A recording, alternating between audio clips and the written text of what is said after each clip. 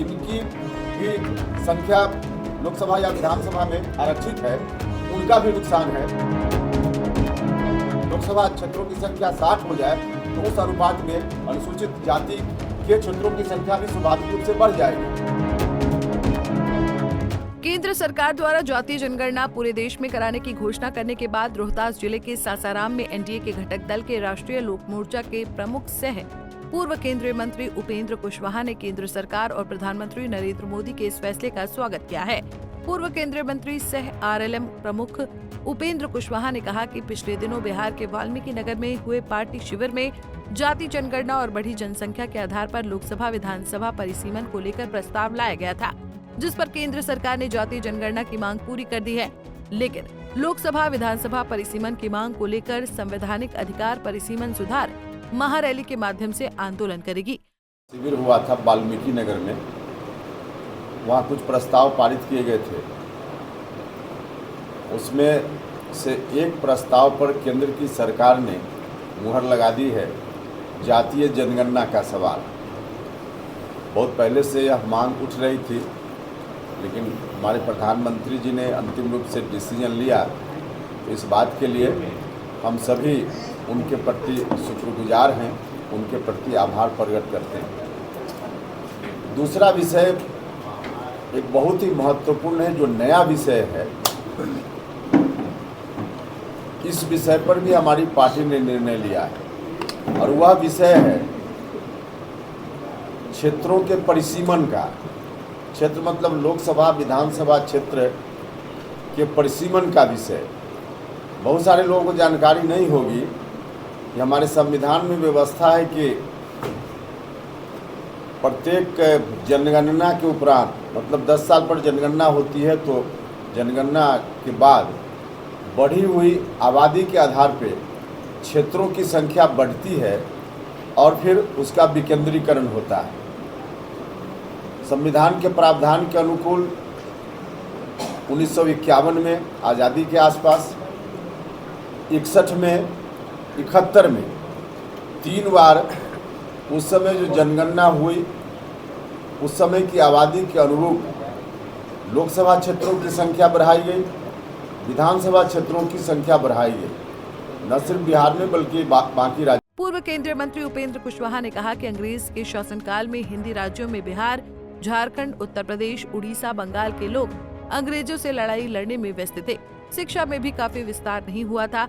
दक्षिण के कुछ राज्य लोकसभा और विधानसभा परिसीमन का आज विरोध कर रहे हैं, लेकिन लोकसभा विधानसभा में बढ़ती जनसंख्या पर परिसीमन को लेकर पूरी तरह से वातावरण बनाया जाएगा। 71 के बाद जब इमरजेंसी का दौर आया, उस समय 76 में संविधान के इस प्रावधान को फ्रीज कर दिया गया, रोक दिया गया।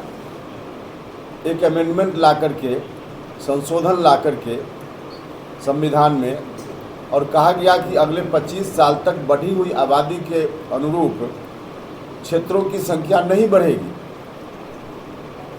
परिसीमन नहीं होगा। फिर 25 साल जब पूरा हुआ 2001 में, फिर उसके आगे अगले 25 साल के लिए बढ़ा दिया गया। बीच में एक बार परिसीमन हुआ तो उसमें भी संख्या नहीं बढ़ी, सिर्फ मतदाताओं की संख्या के आधार पर क्षेत्रों को संतुलित किया गया। 2001 में जो 25 साल के लिए बढ़ाया गया, अब 2026 में वह समय सीमा समाप्त होने वाली है। अब 2026 में परिसीमन होना है, जो पुराना प्रावधान है उसके हिसाब से। लेकिन कुछ दक्षिण के राज्य के कुछ नेता भारत सरकार पर दबाव बनाए हुए हैं। हर दिन लोकसभा का सत्र जब चलता था तो साउथ के कुछ माननीय सांसद रोज बोलते थे कि परिसीमन नहीं होना चाहिए, 26 में जो होना है। परिसीमन नहीं होने से बिहार सहित देश के अनेक राज्य हैं जिनका बहुत नुकसान हो रहा है। अभी जो आबादी हमारी है, उस आबादी के हिसाब से परिसीमन हो। 2011 में अंतिम बार जनगणना हुई है, उसके आधार पे अगर परिसीमन हो तो 40 की जगह कम से कम 60 लोकसभा क्षेत्रों की संख्या बिहार में हो। उसी तरह से विधानसभा क्षेत्रों की संख्या बढ़ेगी। तो संख्या नहीं बढ़ने से हमारा बहुत नुकसान है और नुकसान राज्य का भी है, एक एक व्यक्ति का है।